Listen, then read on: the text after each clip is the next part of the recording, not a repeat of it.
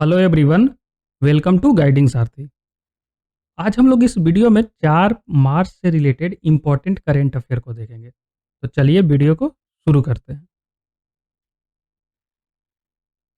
कल एक न्यूज़ सामने निकल कर के आई, जो शिप जो चाइना से निकलकर पाकिस्तान के लिए जा रही थी, उसे कस्टम ऑफिशियल नावा सेवा पोर्ट के, जो मुंबई पोर्ट है, वहाँ पे इस शिप को पकड़ लिया। इस पे एलिगेशन था कि इसमें न्यूक्लियर कार्गो, न्यूक्लियर प्रोग्राम से रिलेटेड कुछ इक्विपमेंट जा रही है। तो कस्टम ऑफिशियल ने डीआरडीओ, जो हमारे defence research and development organisation, उसको ऑफिशियल को भी बुलाया था इंस्पेक्ट करने के लिए कि इसमें कोई भी न्यूक्लियर प्रोग्राम से रिलेटेड इक्विपमेंट जा रही है नहीं। तो इस जो शिप में सीएनसी, कंप्यूटर न्यूमेरिकल कंट्रोल, जिसका यूज ड्यूल पर्पस में होता है, इन मैन्युफैक्चरिंग सेक्टर भी होता है एंड न्यूक्लियर प्रोग्राम में भी होता है। तो ये इस शिप से जा रही थी। ये डीआरडीओ के ऑफिशियल ने भी कंफर्म किया, जिसका यूज़ पाकिस्तान न्यूक्लियर प्रोग्राम को अपना बढ़ावा देने के लिए कर सकता था। अगर हम सीएनसी की बात करें, तो ये वेसेनार अरेंजमेंट के तहत, यहाँ देखिए, इंटरने वेसेनार अरेंजमेंट के तहत इसको 1996 में ही इंक्लूड कर लिया गया था। वेसेनार अरेंजमेंट जो है से एक प्रकार का जो ड्यूल पर्पस यूज़ हो सकती है इक्विपमेंट, उस पे कंट्रोल करती है, जिसका सिविलियन में भी यूज़ है और मिलिट्री यूज़ में भी है। तो उस पे नज़र ये रखती है वेसेनार अरेंजमेंट। ये है। अगर सीएनसी की बात करें, तो सीएनसी एक प्रकार का मैन्युफैक्चरिंग डिवाइस है, जिसकी मदद से बिल्कुल पिन पॉइंट एक्यूरेसी के साथ कट किया जाता है इन मैन्युफैक्चरिंग सेक्टर या मिसाइल मिसाइल प्रोग्राम में। बिल्कुल इतना एक्यूरेसी से इसका कट लगाता है या इसका इफिशियंसी इस तरह का है, जो वो मैनुअली संभव नहीं है। तो मिसाइल मिसाइल प्रोग्राम में भी इसका यूज़ है, मैन्युफैक्चरिंग सेक्टर में यूज़ है, न्यूक्लियर प्रोग्राम में भी यूज़ है। तो ये ड्यूल पर्पस में यूज़ होता है, तो इसलिए इसको अभी इंडियन जो हमारे ऑफिशियल हैं, कस्टम ऑफिशियल, उन्होंने इस शिप को पकड़ लिया है। तो ये कुछ न्यूज़ सामने निकल के आई थी। चलते हैं अब क्वेश्चन पे। ये उससे पहले ये देख लीजिए, ये इस तरह से चाइना से होते हुए पाकिस्तान को जाना था। यहाँ नेवा सेवा पोर्ट पे इसको कस्टम ऑफिशियल के द्वारा पकड़ लिया गया। अभी इसमें वैसेनार अरेंजमेंट के बारे में हम लोगों ने बात किया, तो इस पे ही एक क्वेश्चन है, consider the following statement about Wassenaar arrangement. पहला है, India is a member of this group. Second statement है, the Wassenaar arrangement is an international agreement established in 1995। Third है, they aim to promote transparency and responsibility in the export control of controversial arms and dual use goods and technology. तो ये बताना है कि इन दोनों तीनों statement में से कौन कौन सा स्टेटमेंट सही है। Any one, any two, all of the above या none of the above.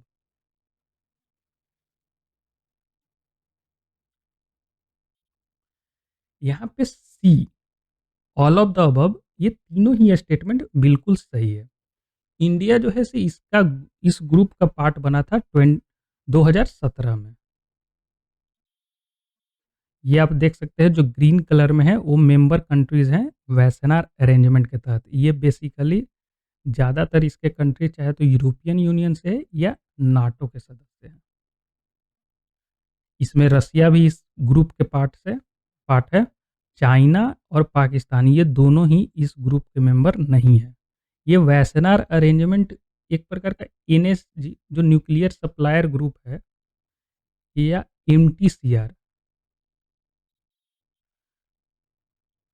Missile technology कंट्रोलरिज्म, इसी प्रकार का ग्रुप है, जो कि कोई भी मिलिट्री इक्विपमेंट जिसका ड्यूअल पर्पस में यूज होता है, उस पे कंट्रोल करती है। एनएसजी भी है, जो न्यूक्लियर से रिलेटेड उस पे कंट्रोल करती है। एमटीसीआर है, जो कि 300 किलोमीटर से एबव रेंज के मिसाइल टेक्नोलॉजी ट्रांसफर ना हो, उस पे नज़र रखती है। उसी प्रकार के वैसेनार अरेंजमेंट भी है।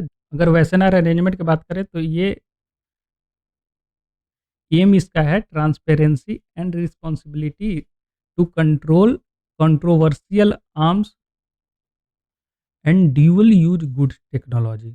तो जो जो टेक्नोलॉजी का यूज ड्यूअल पर्पस में भी हो सकता है, तो उस पे ये नज़र रखती है। जैसे अभी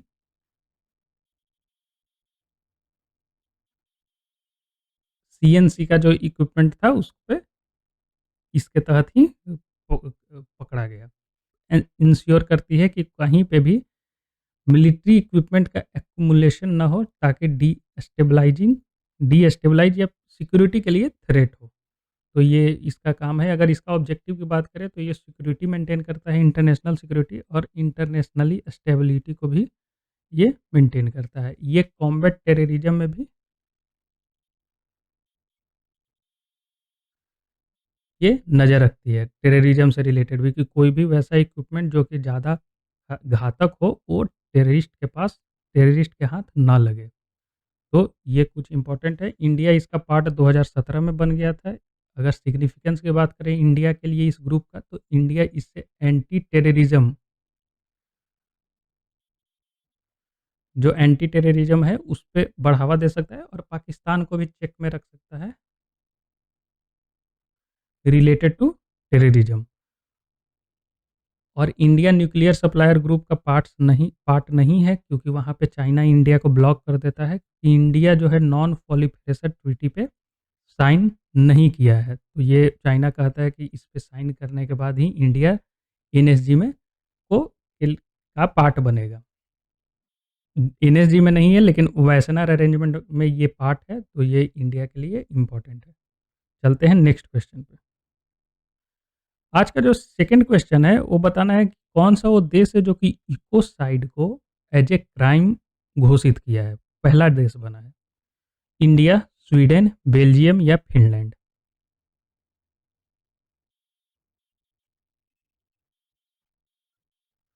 यहाँ पे सी ऑप्शन सही है। बेल्जियम पहला कंट्री बना है जो कि इकोसाइड को एज ए क्राइम घोषित किया है। ये देखिए बेल्जियम है, यूरोपियन कंट्रीज है। यहाँ पे नीचे में फ्रांस के साथ बॉर्डर शेयर होता है और इधर Germany. Federal Parliament of Belgium has made history by becoming the first country in the European continent recognize ecocide as a national as well as international crime। अब इकोसाइड क्या होता है? इकोसाइड एक प्रकार का अनलॉफुल एंड वांटन एक्ट है committed with knowledge. ये एक प्रकार का गैर कानूनी या अनियंत्रित काम है जो कि अब नॉलेज में होते हुए भी, अगर सिंपल भाषा में देखें तो ये आपको जानकारी है कि ये इन्वायरमेंट के लिए डैमेज हो सकता है, उसके बाद भी कोई काम किया जाए तो उसको इकोसाइड के टर्म से बोला जाता है। ये एक प्रकार का इन्वायरमेंटल क्राइम है और इसका लास्ट ज़्यादा दिन तक इसका नेगेटिव इम्पैक्ट पड़ता है बायोडाइवर्सिटी पे, इकोसिस्टम पे या ह्यूमन लिविंग बीइंग पे। अगर लीगल स्टेटस देखें इसका तो कोई भी इंटरनेशनल लॉ नहीं है इकोसाइड से रिलेटेड। अगर इंडिया में इसका स्टेटस देखें तो इंडिया में कोई लॉ नहीं है इकोसाइड से रिलेटेड, लेकिन हमारे जो जुडिशियल सिस्टम है वो कई एक बार इस टर्म का यूज़ अपने जजमेंट में किए हुए हैं। तो ये कुछ इंपॉर्टेंट पॉइंट है इकोसाइड से रिलेटेड। बेल्जियम पहला यूरोपियन कंट्री बना जो कि इकोसाइड को नेशनल और इंटरनेशनल क्राइम घोषित किया है।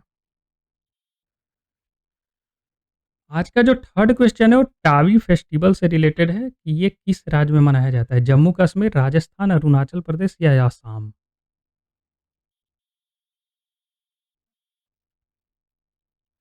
यहाँ पे ए ऑप्शन सही है, जम्मू कश्मीर। तावी फेस्टिवल जो है सो जम्मू कश्मीर का फेस्टिवल है। यहाँ पे लोकल कल्चरल एंड हेरिटेज का प्रदर्शनी होता है। ये अभी मार्च 1 से स्टार्ट हुआ है, ये 4 दिन तक चलेगा। मतलब मार्च 1 से लेकर के 4 मार्च तक ये अभी फेस्टिवल का ऑर्गेनाइज किया जा रहा है। ये जम्मू जम्मू में ऑर्गेनाइज किया जाता है रिवर तावी के बैंक पे, रिवर तावी के पास, इसीलिए इसका नाम तावी फेस्टिवल है। तो ये जम्मू कश्मीर का फेस्टिवल है। चलते हैं नेक्स्ट क्वेश्चन। आज का जो फोर्थ क्वेश्चन है वो रेड पांडा से रिलेटेड है कि रेड पांडा किस राज्य का स्टेट एनिमल है? वेस्ट बंगाल, सिक्किम, असम या अरुणाचल प्रदेश। यहाँ पे बी ऑप्शन सही है, सिक्किम। रेड पांडा सिक्किम का स्टेट एनिमल है। अगर हम रेड पांडा की बात करें तो पांडा बेसिकली दो तरह का होता है, गैंड पांडा एंड रेड पांडा। और रेड पांडा में भी दो सब स्पीसीज होते हैं, हिमालयन रेड पांडा या चाइनीज रेड पांडा। और इंडिया के पास दोनों ही रेड पांडा है। हिमालयन रेड पांडा भी है और चाइनीज़ रेड पांडा भी है। ये स्टेट एनिमल है सिक्किम का। अगर हम रेड पांडा की बात करें तो ये इकोलॉजिकल चेंज का इंडिकेशन देता है। ये इंडिया, नेपाल, भूटान या नॉर्दर्न माउंटेन ऑफ म्यांमार और साउथ चाइना ये इ इन 5 राज्य में 5 देश में होता है। अगर हम प्रोटेक्शन स्टेटस का देखें तो रेड पांडा जो है, तो आईयूसीएन के अनुसार एंडेंजर्ड स्पीशीज़ है। साइट्स के अनुसार अपेंडिक्स 1 में है। वाइल्ड लाइफ प्रोटेक्शन एक्ट 1972 के तहत शेड्यूल 1 में है।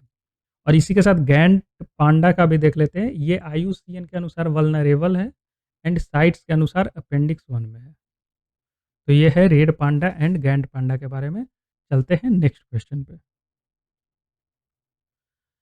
आज का 5th क्वेश्चन है, which of the following countries get gold tier status on the path eliminating hepatitis C from WHO. Hepatitis C बीमारी से रिलेटेड गोल्ड टियर स्टेटस किस देश को मिला है? Egypt, United state of America, UAE या China? इसका सही जवाब है इजिप्ट।